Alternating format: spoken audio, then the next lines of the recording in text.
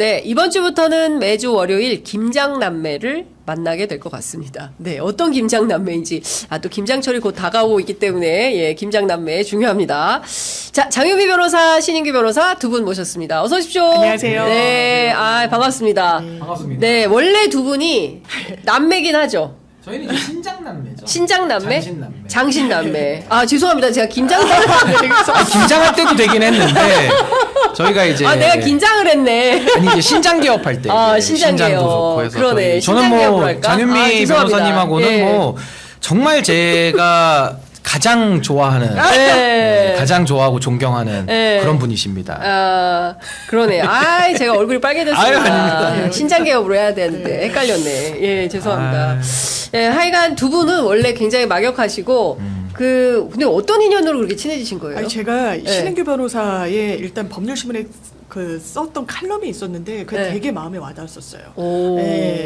이제 아버지 얘기도 있고 한 그런 부분이 이런 법조인이 있는데 국민의힘에서 정치를 한다고 하시네. 그때 이제 토너먼트 때도 대단히 눈여겨봤는데 이제 사석에서 얘기를 하고 하다 보면서 진짜 이런 사람이 정치를 해야 되는구나. 이건 뭐 진보 보수 이런 게 떠나서 굳은 의지와 어쨌든 고민이 있는 사람들을 주변에서 또 생각보다 많이 보진 못하는 것 같아가지고요. 제가 굉장히 응원하고 있습니다. 그렇군요. 댓글창에 긴장 장윤선 신장 개업 좋아요. 예, 최고의 패널 너무 좋습니다. 예, 아유, 감사합니다. 네, 말씀 주시고 계십니다. 너무 감사합니다.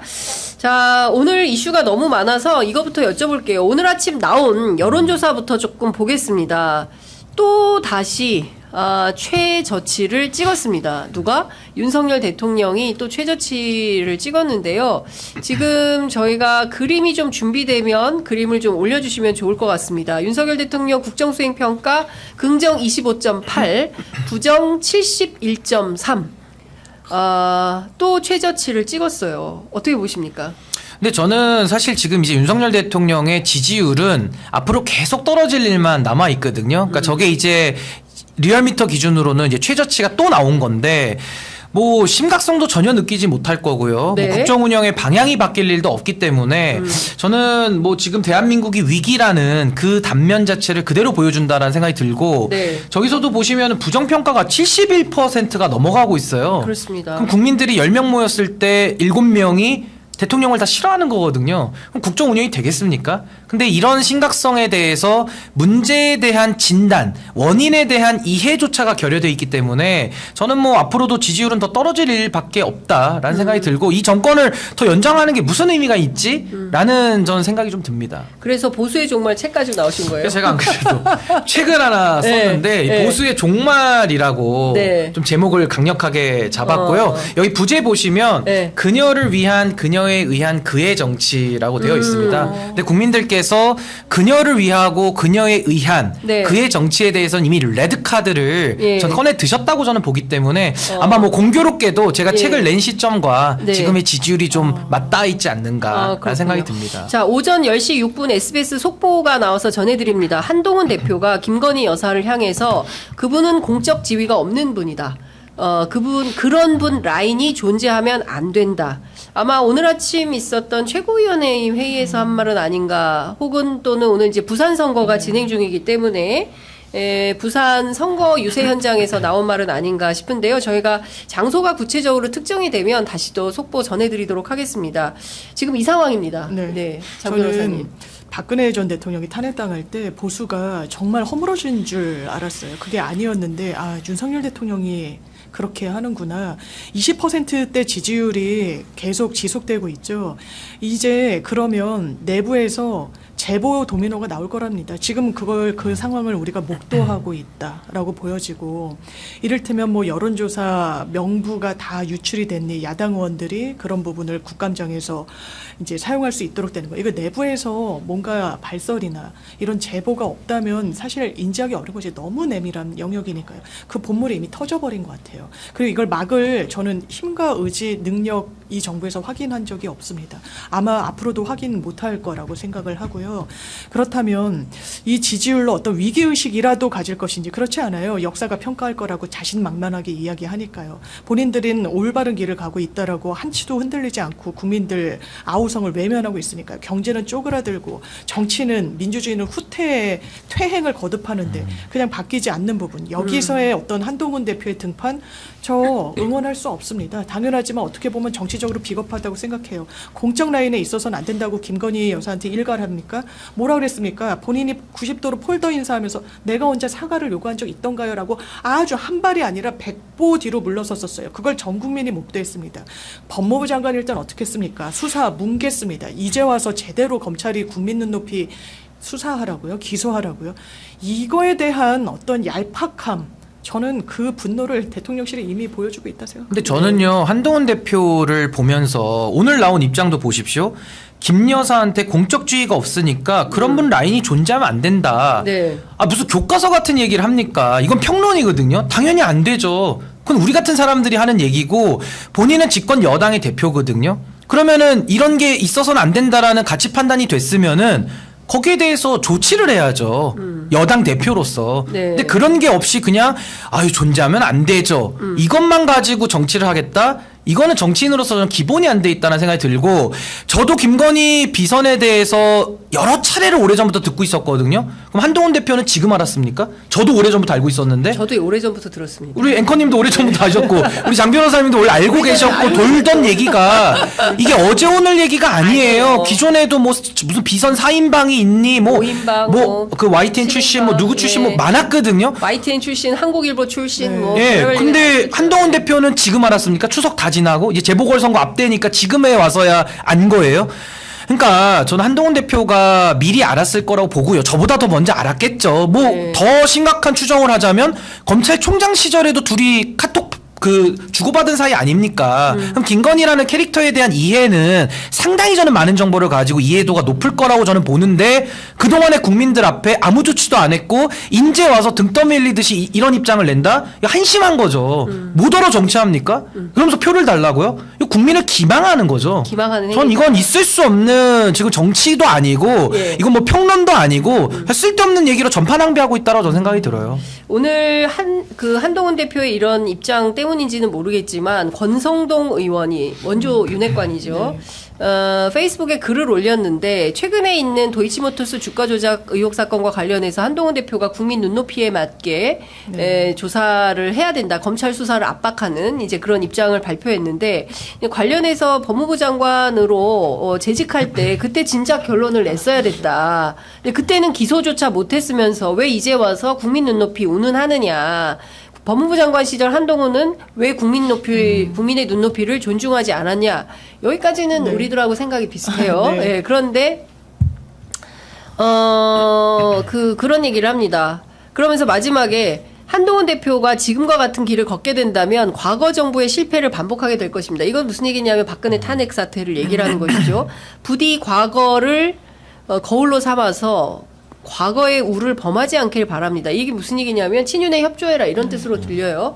어떻게 보십니까? 저는 이런 비판에 직면할 수밖에 없는 상황은 한동훈 대표가 자초했다. 왜냐하면 과거에도 여러 정치인들이 전의 권력을 등지면서 본인의 급부상을 도모하고 이랬던 경우들이 상당히 많았죠. 뭐 정풍운동이니 뭐니 많았는데 한동훈 대표는 그게 안 될 겁니다. 어려울 겁니다. 하고자 해도 안 될 거예요. 왜냐하면 너무 붙어 있었기 때문으로 보이는데요. 본인 법무부 장관 때 뭐 했습니까? 수사지휘권을 추미애 당시 법무부 장관이 윤석열 검찰총장은 배우자 이슈기 때문에 수사지휘권을 배제시켰어요. 네. 이거는 배우자의 지위에 있었기 때문에 했습니다. 한동훈 장관 그걸 악용했죠. 본인이 법무부 장관이 있을 때 이거 그대로 유효한 거다. 그런 법은 없습니다. 상식적으로. 왜냐면 이런 상황이 상정된 적이 없었기 때문이에요. 그러면 이거는 회복시키는 게 맞았죠. 그런데 그걸 자신의 안전막으로 방패막이로 삼아왔던 거예요. 네. 그리고 수사는 뭉개고 국회 와서는 곧 처리될 겁니다라고 하면서 뒤로는 사실상 무마했던 겁니다. 그러면서 지금 와서 대통령 지지율이 이렇게 어렵고 떨어지고 국민 민심 위반이 심각해지니까 자기 만 살겠다고 하는 선택으로 친윤은 보지 않겠어요. 그러면서 몰아세우는 겁니다. 저는 독대 얘기 계속 하는데요. 보수 진영에서는 엄청 기대를 많이 하더라고요. 화합을 할 수도 있다. 대안이 모색될 수도 있다. 아니요. 대안은 하나입니다. 김건희 여사 특검법을 받는 거예요. 그거 윤석열 대통령이 윤허할까요? 저 못할 거라고 봅니다. 이 재보궐 이후로 독대를 밀었다는 것도 의미심장해요. 금정 굉장히 어렵죠. 이기더라도 신승, 질 수도 있는 겁니다. 그렇다면 이걸 지렛대로 어떤 선택을 또 할 것인지 굉장히 물음표가 안 지어지고 이거는 희극으로 끝나지 않을 겁니다. 비극으로 끝날 거예요. 그러니까요. 사실 모든 걸 선거 이후로 이제 미뤘다는 것은 선거 때는 이렇게 또 막 세게, 왜냐하면 국민적으로 지금 김건희 여사에 대한 여론이 나쁘니까 거기에 편승해서 세게 얘기를 하다가 선거 끝나면 다시 또 무마하는 방식으로 협력하지 않겠냐라는 전망이 우세한 겁니다. 그러니까 한동훈 대표가 확실하게 용산에 칼을 겨눈다라고 보긴 어렵다. 물론 이제 앞서 나온 이제 장성철 소장은 주변 얘기를 종합해서 한동훈 대표가 이번에는 결심을 했다라고 얘기를 하고 있는데, 그래서 뭐 권성동 의원이 이런 얘기를 하는 것일지도 모르겠습니다. 친윤, 친한 내전이 있겠습니까? 근데 저는 지금 한동훈 대표가 필요한 게 뭔지 딱 알 것 같아요. 그게 국민들의 표죠. 그러니까 표가 필요한 겁니다. 네. 지금의 시점에는. 네, 그러니까 네. 이게 또 국민들을 상대로 또 한 번 양두구육하는 거거든요. 또 한 번 국민들을 전 속이는 거다라는 생각이 들고, 권성동 의원의 앞부분의 얘기는 맞죠. 왜 당신이 법무부 장관 시절에 이거 처리 안 했냐. 네. 그 비판은 맞는데 권성동 의원은 결론이 이상한 대로 가죠. 네. 결국에는 이 잘못하고 중대한 헌법과 법률 위반,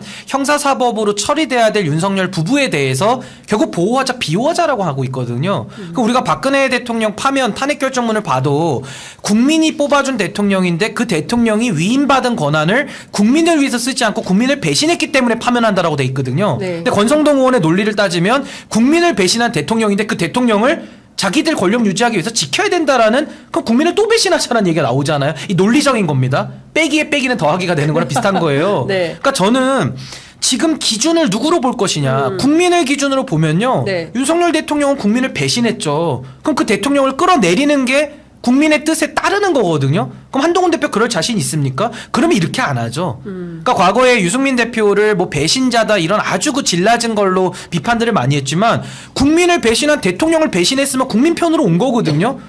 근데 어떻게 배신자가 됩니까? 자기들 조직 논리, 자기들 진영 논리에서 자기들 권력 더 해먹는데 당신이 방해가 되는 거야 라고 하니까 배신자 논리가 나오는 거지. 지금 한동훈 대표도 똑같은 겁니다. 결국에는 이 상황에서도 저는 표가 필요하기 때문에 지금도 연막탄 뿌리면서 뭔가 할 것 같은 그런 태세만 저는 보이고 있다 뿐이지, 본질은 저는 뭐 검사 동일체 똑같지 않나라는 생각이 듭니다. 오늘 동아일보 정용관 칼럼에 이런 내용들이 있어요. 극우 유튜버들의 정권 옹호 논리에 취해 있는지는 모르겠지만 시중에 끌끌 차는 목소리엔 귀를 차단한 듯 벌거벗은 임금님 같은 모습이다. 그러니까 대통령을 향해서 동아일보 같은 아주 보수적인 언론도 벌거벗은 임금님이라고 칼럼에 쓰는 겁니다. 그러니까 지금 막 온 난리가 지금 났는데 김건희 여사 문제로, 그런데도 뭐 듣지도 않고 보수 유튜버들만 보면서 거기에 취해서 실제 상황이 돌아가는 것에 대해서는 완전히 잊고 있는 거 아니냐, 이런 비판도 나오는 거거든요. 그러면 이런 사설에 대해서, 이런 칼럼에 대해서 국민의힘 친윤 어떤 반응 보이느냐. 제가 요즘 들었던 말 중에 동결애라는 말이 있더라고요. 예? 동결애. 동결? 동아일보가 아니라 네. 한결애의 네. 판이다, 재판이다. 동아일보를 동결에다. 예. 그러니까 듣기 싫다는 거예요. 너네는 정파성을 갖고 이 사실을 제대로 짚지 않는다라는 거예요. 제가 기자를 할 때 이제 느꼈던 건 이른바 조준동 비판도 많이 받죠. 맞습니다. 그런데 정보가 많습니다. 왜냐하면 네. 일단 기자 수가 많아요. 그래요, 일단 맞아요. 취재처에 나가는, 그리고 내부 정보 보고를 상당히 좀 정교하게 하는 부분이 있죠. 그래서 사석에서 이제 뭐 식사를 한다거나 하면은 이런 정보력을 갖고 있구나라고 이제 체감이 되는 적이 있는데, 그 정보를 다 취합해서 대기자 타이틀을 건 사람들이 지금 칼럼들을 쓰고 있습니다. 뭐라고 쓰고 있느냐. 제2부속실을 만들려고 했다. 그래서 김건희 라인을 한번 정리해보고자 했다. 그랬더니 너무 많아서 차고 넘쳐서 못 보냈다. 네. 이 선배들이 굉장히, 윤석열 대통령의 선배들이 너무 걱정이 되니까 아내 문제를 잘 매듭져야 되지 않느냐라고 했다. 조언도 여러 차례 들어갔다. 그때마다 윤석열 대통령이 저는 제 아내에게, 제 처에게 그럴 말할 처지가 되지 않습니다. 맞아요. 라고 했다라는 거예요. 네. 수석들 앞에서는 김건희 여사가 면박을 주고 아주 그냥 좀 볼썽사나운 언행을 했다. 그것도 여러 차례. 네. 이게 뭐 말 그대로 한결의 경향에서 나온 게 아닙니다. 아니, 대기자들이 보수에서 쓰는 거예요.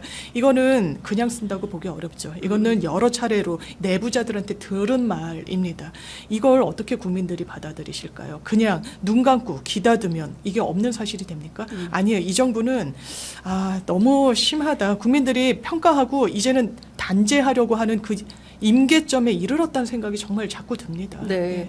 그러니까 저는 그 임계점에 와 있는 게 바로 이제 한동훈 대표가 김건희 여사에 대해서 공적 지위가 없기 때문에 그런 라인에 조직이 존재하는 것 자체가 문제다라고 직격을 하기 시작했는데 오늘 아침 중앙일보에도 네. 관련된 내용이 보도가 좀 되고 있어요. 이제 친한계에서는 한 10명 안팎의 대통령실 비서관, 행정관 등의 이제 여사 라인이 있다고 하는데 이름이 나오는 것 같습니다. 이제 A, B 비서관, C, D 행정관 그리고 김건희 여사의 어떤 그 보좌 업무를 담당하고 있는 행정관들. 그러니까 이것은 실명이 적시될 수 있는 수준까지 취재가 된 거예요. 그러나 아직은 공개적으로 보도하기 어려우니 ABCD로 쓰고 있는 겁니다. 그러니까 누군지도 다 확인이 된 거예요. 한남동 라인이 다 한다라는 거거든요. 그리고 특히 박영선 총리 그리고 양정철 비서실장의 기용설은 사실상 한남동 라인에서 천거했던 걸로 보입니다. 이 지경까지 왔어요. 실제로 보수의 종말인가요? 아니 이제 보수의 종말은 약간 좀 제가 미리 쓴 시점에서 외치고 있는 거고 네. 전 보수가 종말로 가는 게 마땅하지 않을까 싶어요. 왜냐하면 지금 이름 나오는 거 보십시오. 이분들 뭐 십상신이 뭐니 나오고 있는데 네. 어떻게 보면 김대남 씨의 말이 다 맞는 거 아닙니까? 그러니까요. 그러니까 김대남에 대해서 무슨 허풍쟁이다, 뻥쟁이다 뭐 이렇게 매도시켰지만 또 그 말이 다 맞아 들어가면은 더 이상 이제 할 말이 없는 거거든요. 네. 그러니까 저는 참 이게 어떤 생각이 드냐면 우리가 수사는 누가 합니까? 수사는 검찰이 하거든요. 네. 제가 할 수가 없죠. 검찰이 네. 아니니까. 그렇죠. 근데 정치는 누가 합니까? 정치는 정치인이 합니까? 아니죠. 정치는 국민의 선택을 봐서 국민이 하는 거예요. 정치인들은 어떻게 도구죠. 대의기관이죠. 이재명 대표가 하는 얘긴데.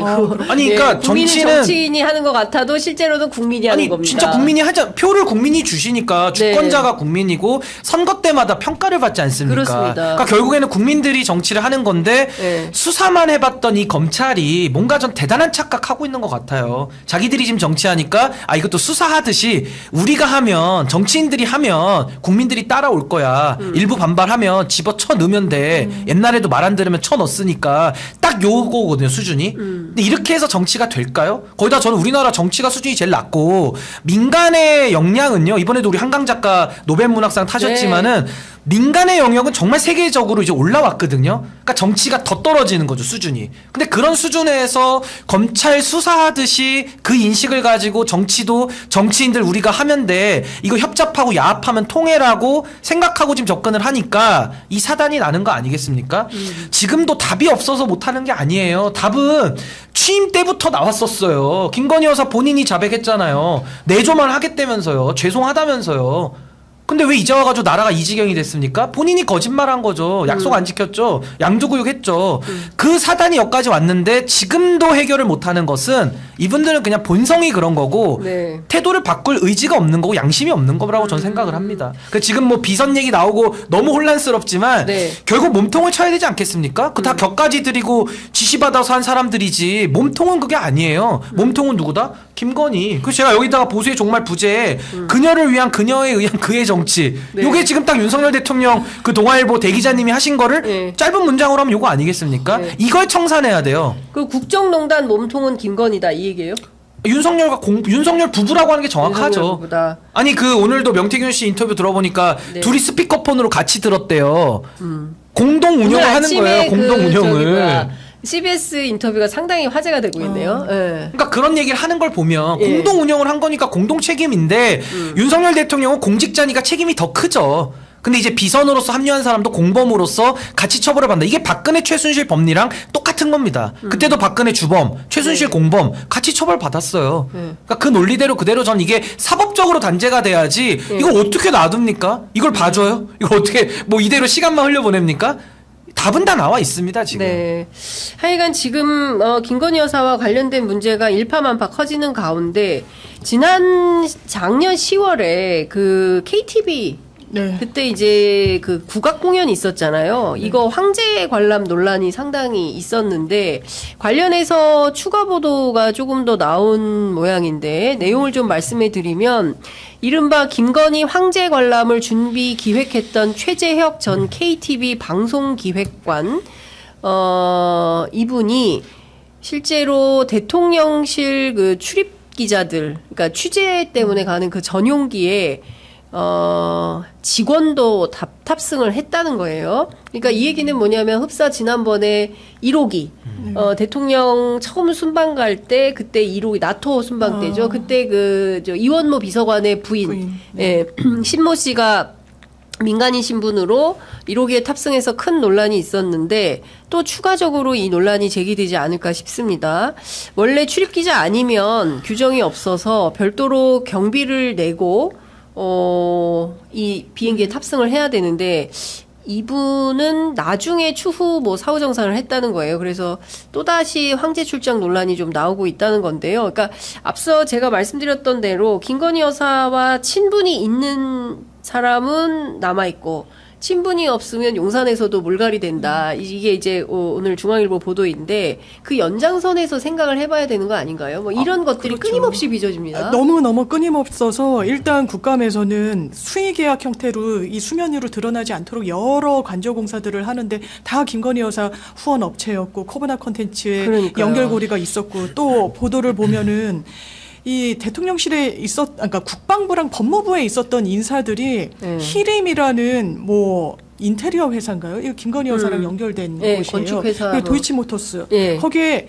19명인가가 취업을 했습니다. 그렇다면 이 취업을 한 부분과 관련해서 이거는 김건희 여사의 이 연결고리를 빼면 사실 설명이 안 돼요.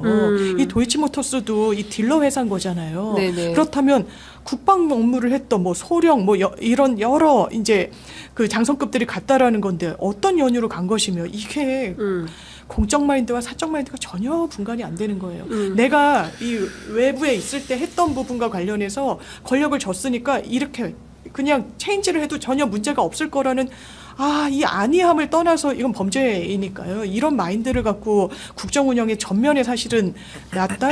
제가 한 기업분 사건을 했었는데 최근에 통화를 할 때 이제 해외 바이어들과 하는데 뭔가 굉장히 비토를 넣고 계약도 성사가 잘 안 되고 할 때마다 대통령 얘기를 한다라는 거예요. 너네 나라 대통령이라고. 근데 이런 게 왜 보도가 안 되는지 모르겠다 하더라고요. 물론 그분의 어떤 상황을 일반화할 수는 없겠습니다만 돈도 안 주고 이러면서 너네 나라 지금 위험하잖아. 너네 지금 안보도 별로 좋지 않잖아. 대통령은 뭐 이러저러해서 문제가 생길 수도 있잖아라고 한다는 거예요.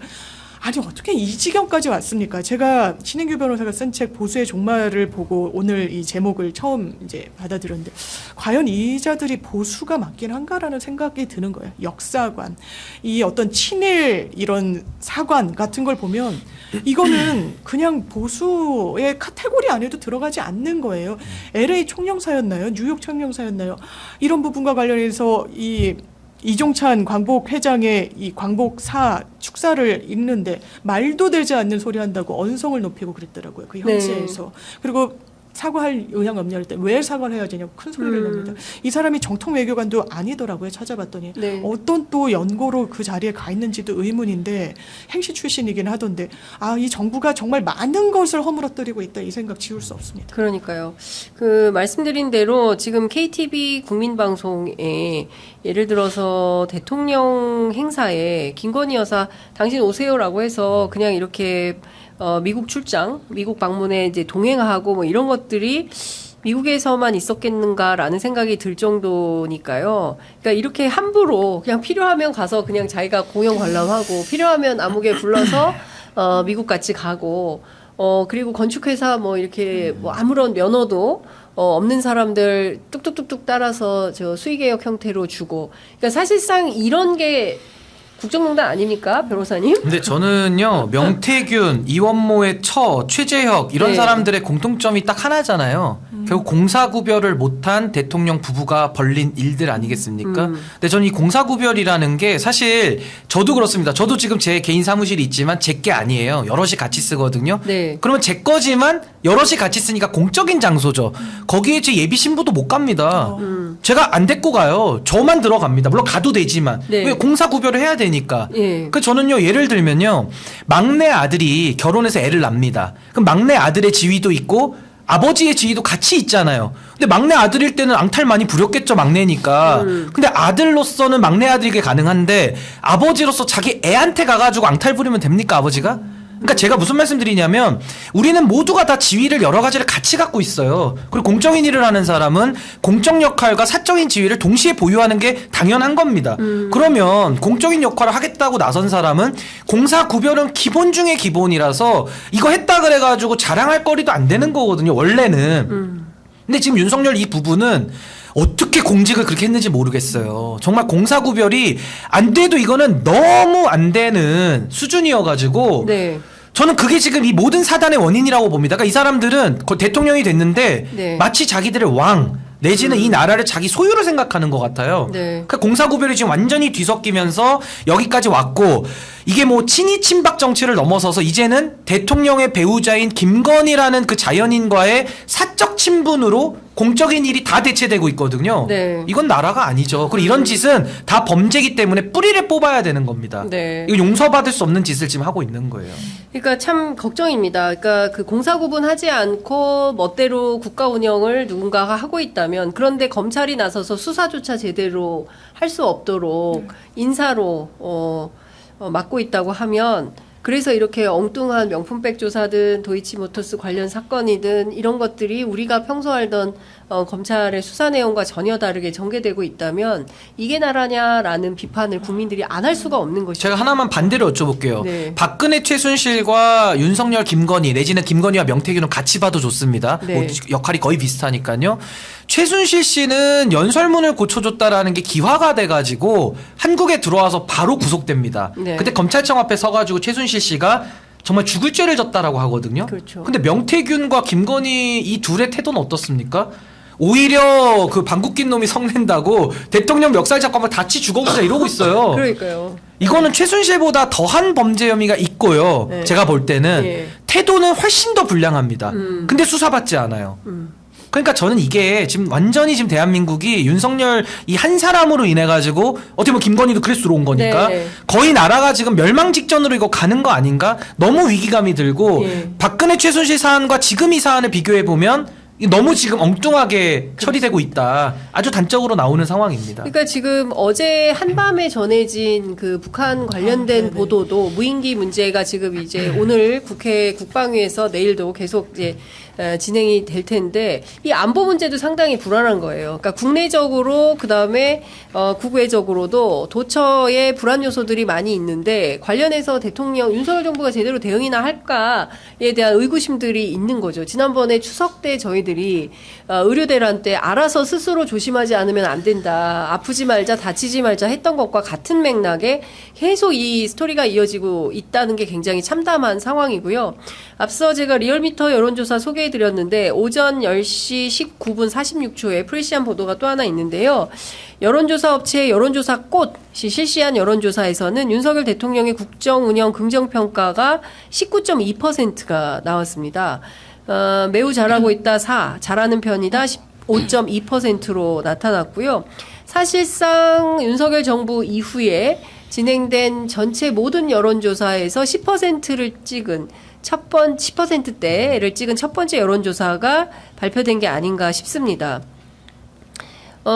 전체적으로 10%대인데요. 지역별로는 서울이 긍정이 18.5, 대전, 충청, 세종이 17, 그리고 부산, 경남, 울산도 19.8. 그러니까 전반적으로 세 권역에서는 20%대가 붕괴가 된 것이고요.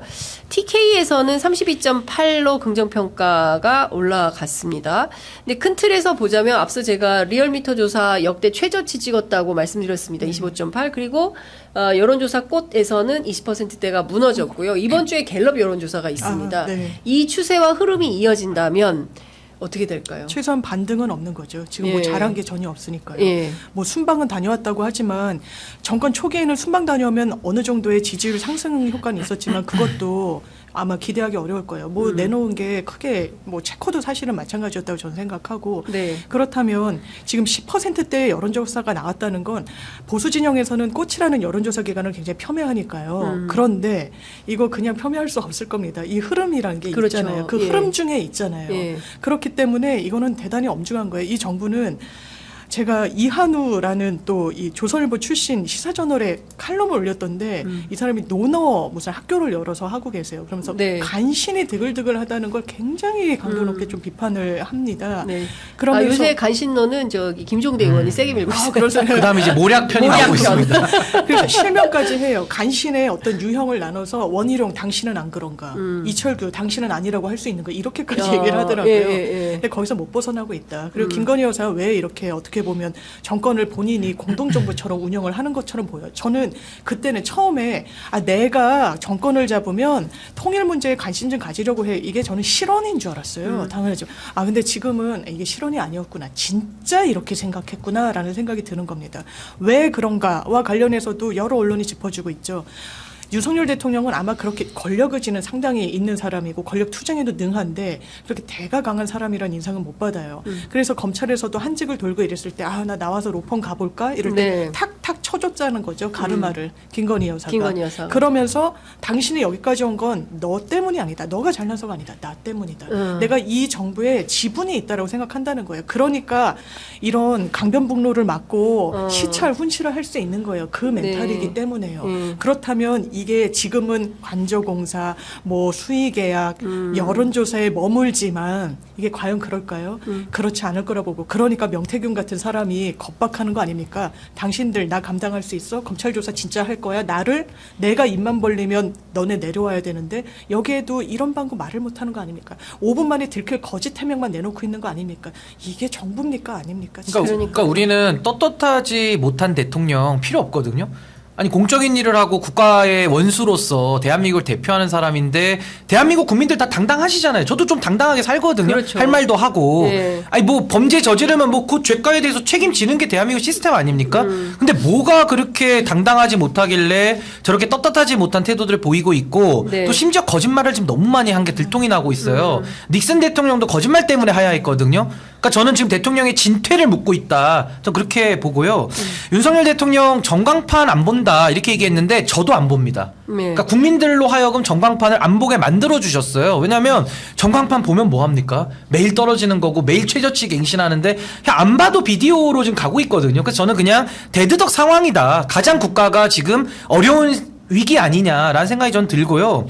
저는 김건희 여사 제가 호를 꼭 하나 붙여드렸습니다. 뭐 박사 김건희 있지만 그거 다 필요 없고 저는 삼적 김건희 선생으로 삼적? 제가 삼적. 예. 뭐가 삼적이냐면은 첫 번째 주가 조작은요.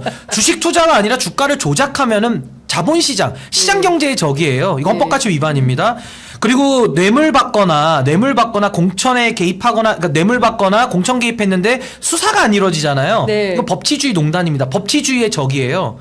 그리고 마지막으로 공천에 개입하고 정당 민주주의 파괴한다? 이거 민주주의의 적이거든요. 지금 제가 말씀드린 민주주의, 법치주의, 시장경제, 자본시장 경제가 대한민국 헌법의 골간입니다. 헌법도 120조문이 130조문이 있지만은 그중에 가장 중요한 게 지금 제가 얘기한 민주주의, 자본시장, 시장경제, 그리고 법치주의 이런 것들이에요. 가장 중요한 것들을 대통령의 권력을 가지고 파괴하고 있는데 이거 어떻게 용납합니까? 이러고도 용납해 달라고요? 국민들을 바보로 보는 거죠. 지금까지 2년 반 동안 이 나라를 뭐 김대남 같은 사람 서울보증보험 감사로 김대남만 꽂았겠습니까? 얼마나 많은 수준 이하의 사람들이 꽂혔겠어요? 그러니까 이 나라를 이 쑥대밭을 만들어 놓고 밭을 다 헤집어 놓고 뒤집어 놓고 농사 지은 거 다 무너뜨려 놓고 이제 와서 책임 안 지고 저러고 다닌다?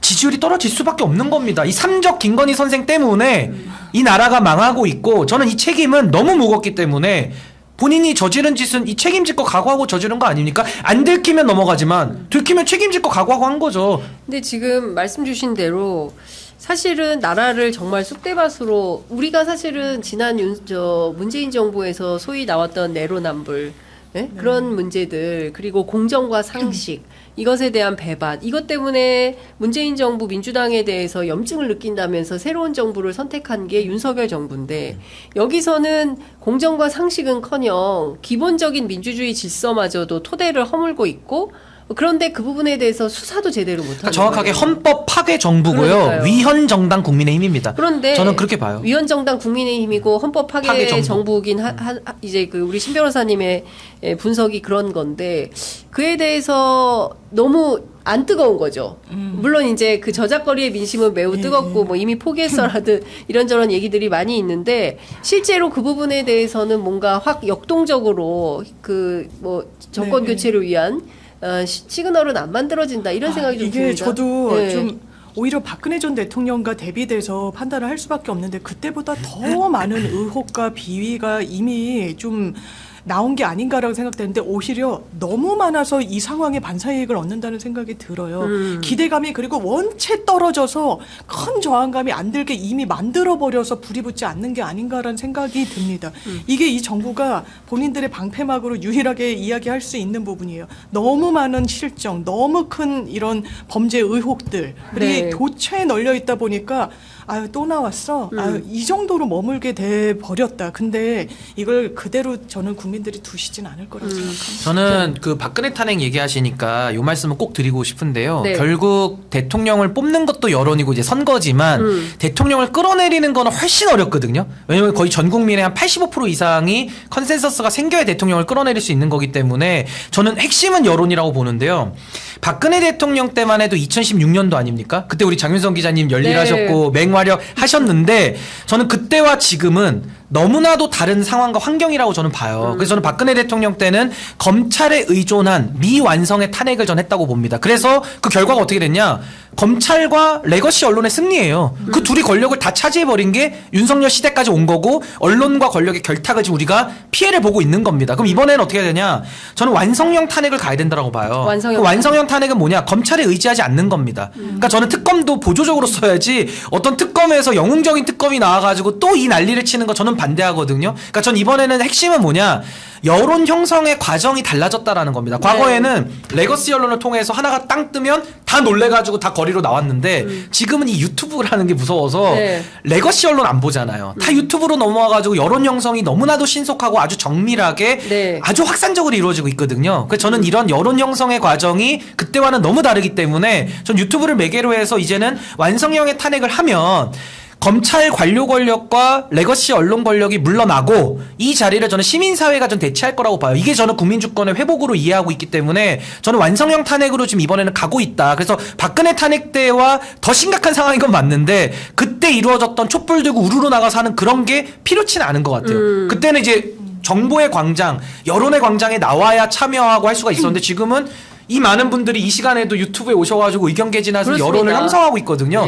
전 이 여론의 형성이 굉장히 무섭기 때문에 전 이게 이제 윤석열 정권을 완성형 탄핵으로 전 이번에 끝장내는 거 아닌가 전 그렇게 좀 예상을 하고 있습니다. 지금 살짝 떨어져서 17,962명이 함께하고 계시는데 사실은 그에 앞서서 저희가 19,000 오늘 2만 찍을 거라고 기대했는데 조금만 도와주시기 바랍니다. 저희가 좀 힘을 내서 얘기를 해보겠습니다. 저 김종인 위원장과 명태균 씨의 관계를 어떻게 봐야 되는 거냐. 왜냐하면 취재해보면 과거에 김종인 위원장이 명태균 씨한테 일을 많이 시켰다는 거예요. 그리고 심지어 본인이 그런 주장도 합니다. 아니 김종인 매직 사실은 내가 한 거야. 그리고 김종인 위원장이 나한테 오세훈 서울시장 만들어 이준석 당대표 만들어 이런 얘기를 했다. 그리고 보수의 정치를 좀 새롭게 판을 바꿔보자라는 게 저 김종인 위원장의 미션이었다. 그래서 나 열심히 했다. 근데 이제 자기를 뭐 나를 팔아먹으려고 하는 사람이라고 하니까 아버지는 돌아가신 거다. 그래서 상중 뭐 이런 거 올리고 이제 이렇게 했던 겁니다. 김종인 위원장이 거짓말을 하는 걸까요? 명태균 씨가 거짓말을 하는 걸까요? 어떻게 봐야 됩니까? 일단 저희가 재판이면 거짓말을 누군가는 합니다. 여러 당사자가 있을 때. 그럼 누구 말을 믿을 것인가의 선택의 문제가 나오잖아요. 그럼 그 동인을 보는 거예요. 거짓말할 필요성이 누구한테 더 큰가? 김종인 위원장이 더 정치적으로 거물이라 할 수 있죠. 명태균 씨에 비해서는.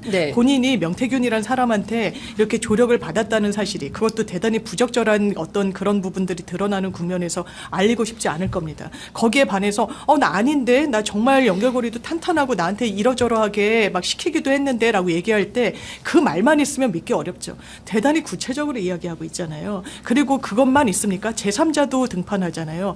이를테면 뉴스토마토 보도에서 그 함성득 교수인가요? 그 사람이 명태균이 지표를 갖고 오면 그 판을 짜는 건 김종인이었다. 제3자가 이야기를 하는 겁니다. 그러면서 만남과 관련해서도 김종인 위원장 처음에 사실상 거짓 이야기한 거 아닙니까? 뭐 만나지도 않고 어쩌고 했다라고 했는데 뭐 일고의 가치도 없다고 김영선 공천카드는 개혁신당에서 그런 사람을 비례 줄 수도 없었다고 하지만 그 금태섭 의원 개소식 날 2층에 가서 의논했다라는 거 아니에요. 네. 그거는 최소한 왜냐하면 그때 돈이 왔다 갔다 했었으니까요. 20몇 억이. 김영선 의원이 바로 현역으로서 들어오면은 정부에서 받을 수 있는 그 지원금 자체가 달라지는데요. 근데 아니다. 이미 뭔가 거짓말을 이런 인상을 주긴 전 충분했고 뭘 감추려고 한 것일까? 이제 그 부분이 남는 것 같습니다. 어떻게 보세요? 근데 지금 명태균과 관련된 사람들의 반응을 보면 참 신기한데 대부분들은 거짓말이 많은 것 같아요. 네. 대부분은 한 대부분. 80%. 네. 예를 들면 안철수 의원 네. 거짓말하다가 들켰죠. 들켰죠. 김종인 위원장은 거짓말을 지금 한두 개 한 게 아닙니다. 예를 들면 9월 30일자 MBC 보도에 따르면은 명태균이 다리 놓은 거 맞습니까? 라고 묻는 기자의 질문에 대해서 김종인 위원장은 헛소리다라고 일축을 해요. 맞아요. 이분 스타일대로 전 어떻게 했을지 그려져요. 네. 허튼 소리 하지 말라고 이러고 그냥 끝내버렸을 네. 텐데 과연 이게 헛소리냐? 열흘이 지나니까 10월 9일 한겨레 보도에 김종인 위원장 단독 보도가 나가는데 거기에서 뭐라고 하느냐? 본인의 말입니다. 네. 명태균이 다리를 놨다는 거예요. 인정을 했죠. 열흘 만에 말을 바꿨습니다. 네. 그리고 왜 바꿨을까? 거짓말을 왜 했을까를 또 우리가 추적해 봐야 되고 김종인 위원장 또 하나의 거짓말이 뭐냐면은 지금 아까 말씀하신 7불사 부분도 좀 숨겼지만 뭐 네. 소극적 거짓말이죠. 또 하나는 명태균 씨를 언제 만났냐 이게 굉장히 중요한데 안 밝히고 있어요. 네. 이건 안 밝히고 있는데 명태균 씨와 여행 가서 찍은 사진이 지금 돌아다니고 있습니다. 그렇죠. 2021년도 아마 4월로 추정되는데요. 선거 끝나고예요. 예, 그 모르는 사람하고 여행 갑니까? 잘 알고 있으니까 여행을 가겠죠. 근데 어떻게 그 여행을 같이 갔던 사람 명태균 씨에 대해서 나랑 아무 관련이 없다라고 얘기를 하니 명태균 씨는 화가 나겠죠? 그러니까 정치적 아버지가 돌아가셨다면서 네. 상복을 입는 겁니다. 정치적 아버지에 예, 대해서. 예, 그러니까 예. 저는 김종인 위원장도 포함해서 지금 많은 정치인들이 지금 거짓말을 하고 있고요. 또 하나는 천하람 의원 같은 경우는 지금 침묵하고 있죠. 네. 소나기 내릴 때를 피하는 겁니다. 침묵. 그 다음에 적극적으로 옹호하는 사람이 또 있어요. 그게 누구냐? 이준석 의원입니다. 네. 그러니까 이준석 의원은 오히려 명태균 씨가 맞는 말을 하고 지금 당당하다라고 치켜 세워주고 있고 명태균 씨는 오히려 이준석 의원을 올려주고 있어. 틀린 말을 안 한다는 거예요. 상당히 보호하는. 그럼 이게 발언을 뭐겠습니까? 하고 있어요. 둘은 하나인 거예요. 그럼 왜 하나일까요? 명태균 씨가 지금 너무나도 많은 범법 혐의와 이 범죄 혐의들이 지금 쏟아져 나오고 있는데 뭐 단적인 얘가 국회의원 공천 대가로 받아가지고 월급 반띵하는 거 아닙니까? 그러니까요. 세비 반띵. 아니 이런 충격입니다, 분은 충격. 지금 당장 수사를 받아도 모자람이 없는 사람인데 여기에 대해서 옹호를 한다? 그럼 뭔가 이유가 있겠죠. 저는 거기에 대해서 어떻게 생각하냐면 이번에 나경원 의원이 아주 저는 중요한 질문 던졌다고 봐요. 이준석 의원한테 묻습니다. 2021년도 5월 15일에 방송 나와가지고 내일 세상 뒤집어진다라고 여론조사를 암시하는 그런 얘기를 본인이 했는데 거기에 대해서 그 다음날 여론조사 1등으로 나오고 그 여론조사가 명태균 씨가 했다라는 거거든요. 그러면 그렇죠. 하루 전날에 어떻게 알았느냐를 묻고 있어요. 누구로부터 들었냐를 아직도 안 밝힙니다. 그럼 저는 이제 더 이상 밝히라고 안 해요. 그냥 명태균 씨가 준 것 같아요. 안 밝히는 것도 답입니다. 전 그렇게 생각하고요. 그러면 명태균 씨는 반대로 당무를 미리 알아요. 그러니까 서로가 여론조사는 미리 알고 당무는 미리 알고 그걸 이제 하나회 카르텔이라고 하는 거예요. 짬짬이. 짬짬이죠. 그래서 저는 명태균과 짬짬이를 했던 이준석 의원이 앞으로 정치를 할 이유가 있을까? 어떻게 국민을 설득할 겁니까? 명태균을 옹호하면서 명태균과 카르텔을 이뤄서 지금까지 정치를 해온 사람이 무슨 개혁을 말하고 무슨 새로움을 말합니까? 전 이거는 이제 더 이상 생명력이 없다고 보고 네. 저는 김종인의 마법은 이걸로써 막을 내렸다고 보고요. 이제 남은 거는 명태균의 위법과 탈법만 남아있다. 그 마법은 허구다. 라는 걸 전 국민들이 다 알아버렸다고 저는 생각합니다. 그러니까 명태균의 위법과 탈법의 핵심은 여론조사예요. 아, 요거 한 말씀만 드릴게요. 여론조사도요. 네. 여론조사가 있고 조작이 있습니다. 네. 저는 조작까지 수사를 해봐야 된다고 생각해요. 아직 조작이 다 단정지을 수는 없으니까. 네. 그러니까 이준석 의원 누구로부터 들었냐? 이건 본인이 얘기한 거니까 빨리 밝히면 될 일이고 여론조사의 조작은 별개의 문제예요. 근데 누구로부터 들었냐를 묻고 있는데 또 여론조사를 조작으로 몰면서 부정선거다 이렇게 얘기하면 이건 말이 안 맞는 거고 또 하나는 이게 육상에서 보시면 네. 기록을 위조하면 승부 조작이잖아요. 근데 승부 조작 말고 우리가 보통 도핑 테스트라는 걸 합니다. 맞아요. 예. 도핑을 해서 결과가 나오면요. 그 사람은 영구제명이에요. 저는 이거 지금 도핑에 다 걸렸다고 보거든요. 그러니까 저는 승부 조작인 여론 조작은 수사에 맡겨놓고 네. 지금까지 나온 걸로만 보면 이거는 여론을 붐업을 시킨 거기 때문에 이거는 도핑과 똑같다. 그럼 도핑에 연루된 사람들은 선수 자격을 박탈해야 되는 겁니다. 제가 그 선거가 무효다 이런 얘기를 하자는 게 아니라 네. 지금까지 드러난 거는 김종인, 이준석 등등등의 사람들은요. 명태균과 관련이 있잖아요. 이거 도핑 테스트 위반이라서 전 정치적인 더 이상 실격, 정치를 더할 명분과 자격을 잃어버렸다. 전 도핑으로 봐야 된다고 생각합니다. 그러니까 지금 말씀 주신 내용은 그러면 대한민국 진짜 정치판 전체가 소위 이제 명태균의 뭐 주장과 발언으로 한바탕 세게 뒤집어지고 있는 중이에요. 그러니까 이걸로 좀 새로운 정치 환경이 만들어질 수 있을지 굉장히 뭐 관심 있게 지켜보고 있는데 말씀 주신 대로 여론조사, 여론 조작 뭐 이런 게 있었다고 한다면 뭐 이거는 대통령 선거 당선 무효까지 가야 되는 거야. 게다가 57만 명이나 되는 국민의힘 당원 명부가 지금 명태균 씨한테 넘어갔다라는 거지 않습니까? 물론 명태균 씨는 내가 하는 게 아니다. 미래한국연구소는 나하고 아무 상관이 없어요. 왜 자꾸 내가 미래한국연구소 실소유자인 것처럼 언론에서 이야기합니까? 자신은 아닙니다라고 하는데 실제로 그 여론조사를 돌리라고 요청을 받았다고 주장하는 게 지금 강혜경 씨의 주장 아니겠습니까? 물론 이제 21일 날 강혜경 씨가 국감 출석해서 어떤 주장을 할지 지켜봐야 되겠지만 그 내용에 비춰보면 이거는 위법탈법의 소지가 있는 거 아닙니까? 완전 공직선거법 위반이죠. 공직선거법 위반이다. 정치자금법 위반도 있고 왜냐하면 네. 3억 7천만 원어치 또 윤석열 후보를 위해서 돌려줬는데 돈을 못 받았으니까 그 대가로 김영선 의원 공천을 요구했고 반띵해갔다는 거 이미 공수처에서 수사를 하고 있기도 하고요. 그리고 이 사람의 전력을 국민일보가 대단히 상세하게 적었었는데 이런 식의 부적절한 여론조사 마사지로 공직선거법 위반 혐의로 2번인가 처벌 전력이 있어요. 그러니까 이를테면 지금도 오늘 나온 보도를 보면 이준석 대표가 1위로 나오는 그런 여러 지표들과 관련해가지고 20대가 많았다. 20대 남성이 많았다. 지표를 가중치를 엄청 준 거죠. 거의 그런 식으로 했고 그러니까 나경원 의원이 솔깃한 거예요. 내가 오세훈 서울시장과 경선에서도 떨어졌었고 이준석한테도 내가 물 먹었는데 어머 뒤에서 이런 조작이 있었다고 하는구나. 나경원 의원 당연히 물을 수 있죠. 근데 여기에 대한 이준석 대표의 태도는 다중인격. 너 다중인격이다. 뭐 이렇게 부정선거 초기 증상 뭐 이런 거죠.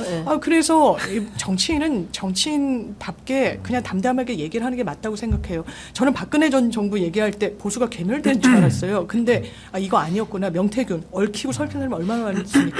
57만 명 명부 나오니까 나 사실은 홍준표 시장한테 받았는데 이렇게 이야기를 하는 거예요. 네. 너 딱 걸렸다라고 올렸어요. 홍준표 시장이. 그러다 내렸잖아요. 네. 홍준표, 나경원, 원희룡, 뭐 조원진, 김건희, 윤석열 그리고 안철수까지 여러 오세훈 이준석 다 걸렸네. 지금 다 그다음에 한둘에 스크래치가 또 나게 있잖아요. 생긴 거죠. 저기 김진태, 그렇죠. 그다음에 또 박완수, 윤한홍, 윤한홍 뭐 지금 뭐 20명이 넘습니다. 네. 그러니까 소위 얘기하는 명태균 리스트가 20명으로 끝나지 않을 것 같아요. 제가 취재 중인 사람들만 하더라도 더 아니 있고. 근데 전 요것만 추가드리면 네. 그 57만 명을 어떻게 입수했는지도 조사를 해봐야 될 사안이고 여기에 대해서 성향 분석을 했다라는 거죠. 그럼 성향 분석은 우리가 추론을 해볼 수 있는 게 왜 하죠? 그냥 궁금해서 하나요? 지적 호기심인가요? 성향 분석해서 그 다음 액션이 들어가니까 성향 분석하면서 이제 소위 말하는 그 채로 걸르는 거죠. 그렇죠. 걸러서 그 사람들만 가지고 또 한번 뭘 하겠다라는 게 충분히 예상되기 때문에 뭐 이준석 의원은 자꾸 문제제기가 들어오면 본인은 문제제기 많이 했으면서 과거에 이제 와서 문제제기 들어오면은 뭐 부정선거론자다 뭐 굉장히 뭐 인격모멸적인 표현을 많이 하는데 그건 정당한 논쟁의 자세가 아니죠. 저는 묻는 말에 좀 대답을 하는 게 필요하고 할 말이 없으면은 지금 뭐 많은 정치인들 거짓말 하잖아요. 거짓말하면 안 되니까 차라리 입을 닫고 있는 게 낫지 않을까 생각이 들고요. 또 하나는 이 명태균 씨의 영향력이 지금 다 쏟아져 나오고 있거든요. 뭐 오늘 인터뷰도 마찬가지고 김종인 위원장으로 거슬러 올라가서도 여러 가지 영향력에 대해서 얘기하고 있는데 이게 지금 명태균 씨는 본인이 시그널을 주는 거예요. 나 건들지 마. 이런 건데 또 반대로 보면 뭐냐면요. 그러니까 공천 개입이 가능했다라는 합리적 해석이 가능한 겁니다. 그래서 저는 이거 사전 수뢰죄까지도 저는 검토해봐야 된다고 봐요. 사전 수뢰죄까지 검토해봐야 되고 제가 마지막으로 정리하면요. 구육상회, 양두구육이라고 다 기억하실 텐데 개고기를 이제 구육이라고 하잖아요. 구육상회라는 회사가 있었던 겁니다. 거기에 사장님은 누구냐? 만년 사장님. 영원한 비대위원장 김종인 사장님이 양두구육상회, 양구육상회를 만드신 건데 거기에 기획실장이 명태균 씨고요. 거기에 홍보실장이 이준석이에요. 이렇게 정리하면 아주 깔끔합니다. 그리고 많은 분들이 이 결과를 가지고 유통을 한 건데 거기서 판매된 개고기는 윤석열 대통령이죠. 그 유통한 사람들이 윤핵관일 겁니다. 제가 볼 때 유통업자들이. 그래서 저는 이 구육상회에 대해서 도대체 누가 실소유자고 누가 그 안에서 어떤 역할을 했는지 서로 친분 갖고 옥신각신하지 마시고 구체적인 행위를 가지고 어떤 일을 했고 어떤 영향력을 줬는지를 수사를 통해서 이제는 밝힐 때다. 전 그렇게 생각합니다. 구육상회 딱 떨어지는 설명. 김종인 사장님. 김종인 사장님. 이거 오늘 만들어 왔습니다. 취재 편의점에서 처음 씁니다. 취재 편의점에서 처음 사용하는 구육상회 기억해 주세요. 구육상회. 김종인 사장. 김종인 사장님. 아니 그래서 자꾸 명사장 이준석 의원 이렇게 부르는데 김 사장이라고 불러야 돼요. 김 사장님. 명사장 명실장. 기획실장이에요. 본인하고 똑같아. 홍보실장. 같은 개선입니다. 본인하고. 알겠습니다. 아 정말 나라가 뒤숭숭합니다. 그래도 여러분들 취재 편의점 함께 하시면서 실시간으로 이어지는 속보들 챙겨 보시면 좋을 것 같고요.